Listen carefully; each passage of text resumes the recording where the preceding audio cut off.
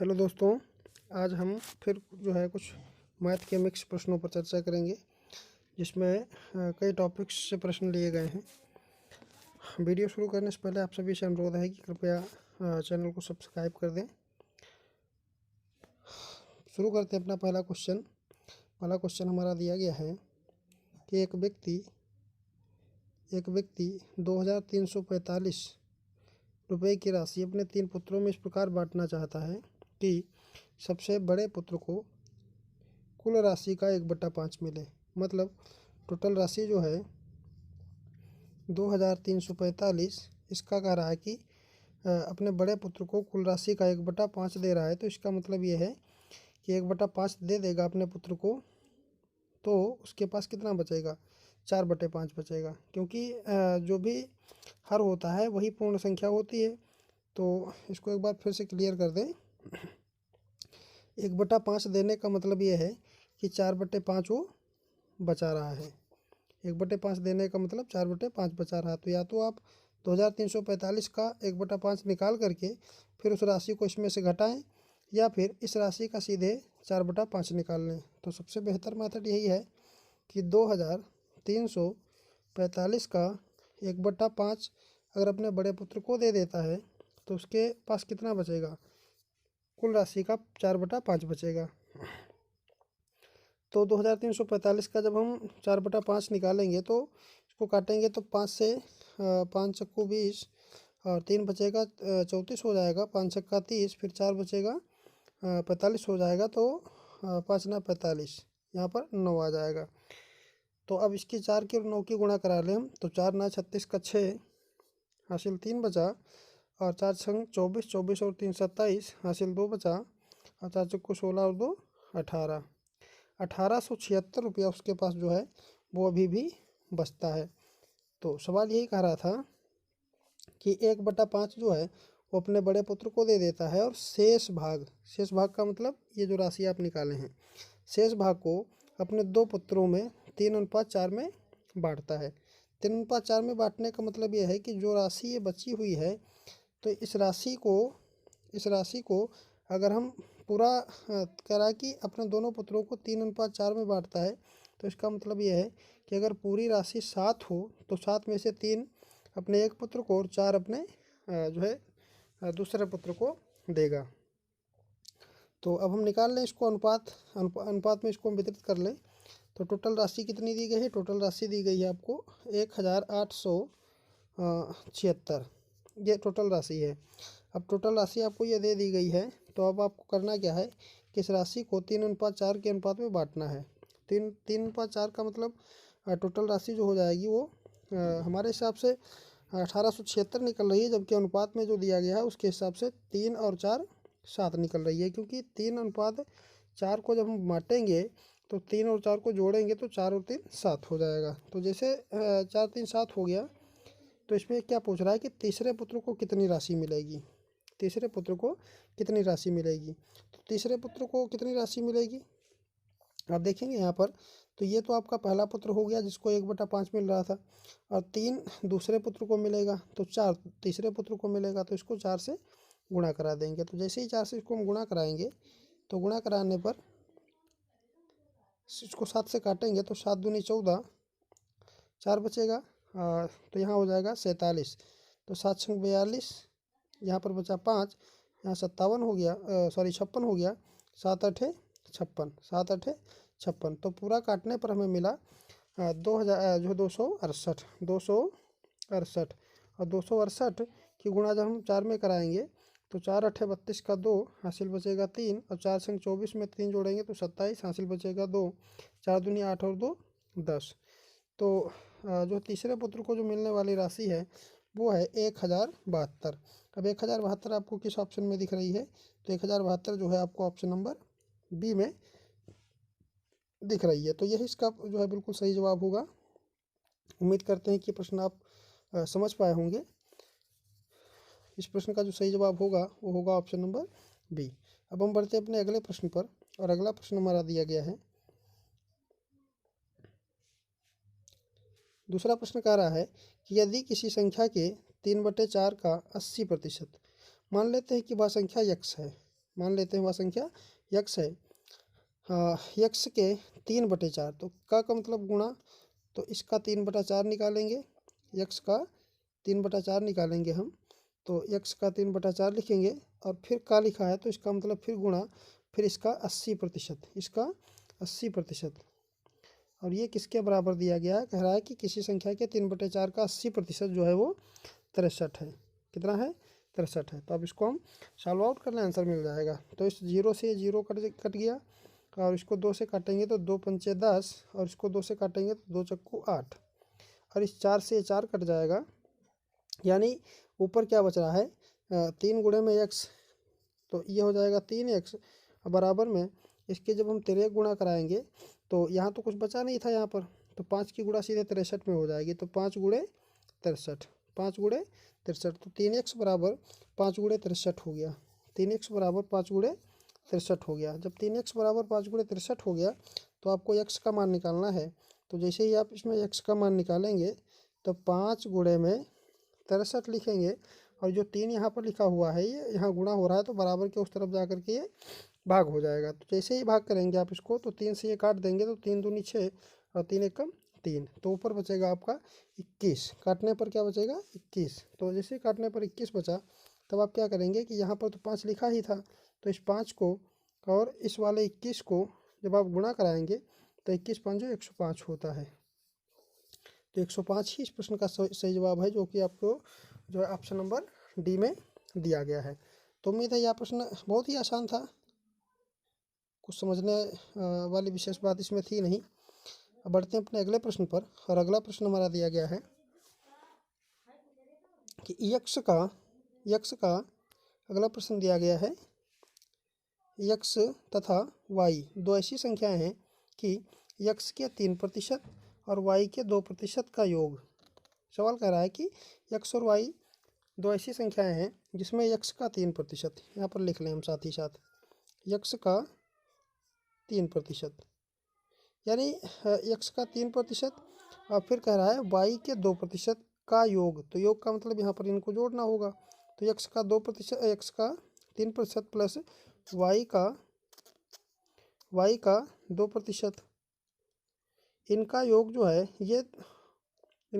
है वो यक्स के 2% और वाई के 6% के योग का 2/3 है। तो सबसे पहले हम चलो इसको हम दोबारा नीचे लिख लेते हैं, शायद स्लाइड कम पड़ जाएगी उधर, यहाँ से चालू करते हैं इसको। एक्स का 3% प्लस वाई का 2%,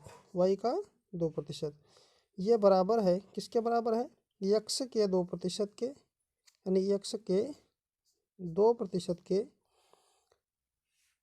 और वाई के 6% के, और वाई के 6% के योग के 2/3 के। तो योग के 2/3 का मतलब इनका जो भी योग होगा इसके 2/3 के बराबर होगा, इसके 2/3 के बराबर होगा, इसके 2/3 के बराबर होगा। तो बाकी जो आगे जब हम इसको सॉल्व करेंगे तो सॉल्व करने पर हमें क्या प्राप्त होगा, यहाँ पर 3 गुणे में जो है x गुणे में 3% लिखा है, तो इसको हम क्या लिख देंगे 3x%, क्योंकि गुणा कराएंगे तो यही मिलेगा। और इस y गुणे 2% को हम क्या लिखेंगे 2y%, 2y%, ये 2y% लिखा है,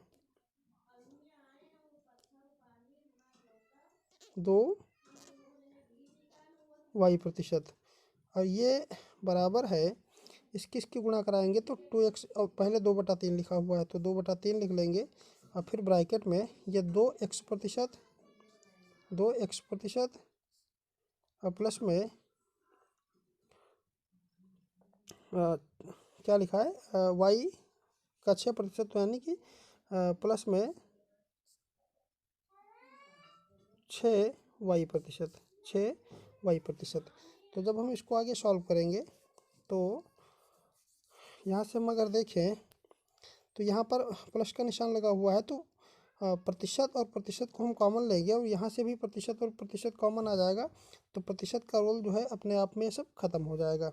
यानी कि यहाँ पर क्या बचेगा 3x बचेगा, और प्लस में 2y बचेगा और बराबर में 2/3 ब्रैकेट 2x प्लस में 6y ये बचेगा आपके पास, क्योंकि प्रतिशत से प्रतिशत आगे कट जाएगा। तो जो आपके पास इतना बचा, तब आप इसको आसानी से हल करेंगे कि जब इसके आप तिरे गुणा कराएंगे तो ये जो 3 है ये ऐसे गुणा हो जाएगा, तो 3 इसके साथ गुणा हो जाएगा, तो 3 की 3 में गुणा कराएंगे तो 3 3 9x हो जाएगा और फिर 3 दूनी 6y हो जाएगा, 3 दूनी 6y हो गया बराबर 2 की इसमें गुणा कराएंगे तो 2 दूनी 4x हो गया और प्लस में 2 छक 12y हो गया, 2 छक 12y हो गया।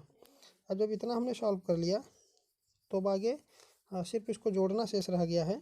तो x को जब हम इधर लेंगे तो ये उधर प्लस का हो रहा था, तो इधर माइनस जब बराबर की इस तरफ आएगा तो माइनस हो जाएगा। तो 9x से जब 4x घटाएंगे तो आपके पास बचेगा 5x। तो 5x बराबर क्या रहेगा, 5x बराबर रहेगा ये 6y जो है इधर प्लस का है तो उधर जाकर के माइनस का हो जाएगा, तो 12y से 6y घटाएंगे तो क्या बचेगा आपके पास बचेगा 6y। 12y से जब आप 6y घटाएंगे तो 6y बचेगा। तो जैसे ही आपके पास 6y बचा, तो जब आप यहाँ पर x का मान x और y का अनुपात निकालेंगे तो 5 का 30, मतलब यहाँ पर इनका लाशा लिखेंगे, फिर 5 से इस जो है 30 को भाग कराएंगे तो x का मान मिल जाएगा 6 और y से जो 6 को जब 30 से भाग कराएंगे तो 5 मिलेगा, तो y का मान हो जाएगा 5। अब y का मान 5 और x का मान जो है वो 6 हो गया है। तो अब सवाल क्या पूछ रहा था उस पर देखें। तो सवाल कह रहा था कि x के 3 गुना, x के 3 गुना, तो x का मान 6 है तो 6 का 3 गुना कितना होगा 18 अनुपात y के 2 गुना, y के 2 गुना, तो y कितना था 5 था, तो y का 2 गुना कितना होगा 5 दूनी 10, तो y का 2 गुना 10 हो गया। अब इसको हम जब आगे हल करेंगे तो सिर्फ इसको सरल करना रह गया है, तो सरल करेंगे तो 2 नाम 18 ये कट जाएगा और 2 पंचे 10 ये कट जाएगा। तो इस प्रश्न का सही जवाब हो जाएगा 9:5, जो कि आपके ऑप्शन नंबर सी में दिया गया है। तो उम्मीद करते हैं यह प्रश्न भी आप समझ पाए होंगे, सिर्फ भाषा थोड़ी टफ लग रही है, बाकी कुछ नहीं है। अपने अगले प्रश्न पर बढ़ते हैं और अगला प्रश्न हमारा दिया गया है कि एक व्यक्ति एक स्थान से दूसरे स्थान पर या दूसरे स्थान तक पहले बस से जाता है। पहले जो है वो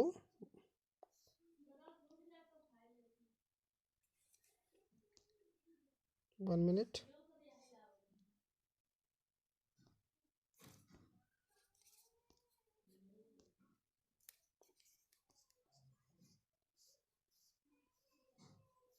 ये सवाल आपका दिया था।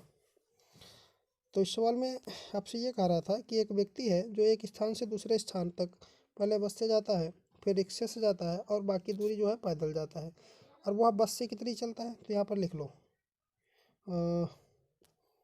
यहाँ पर आप लिख लें बस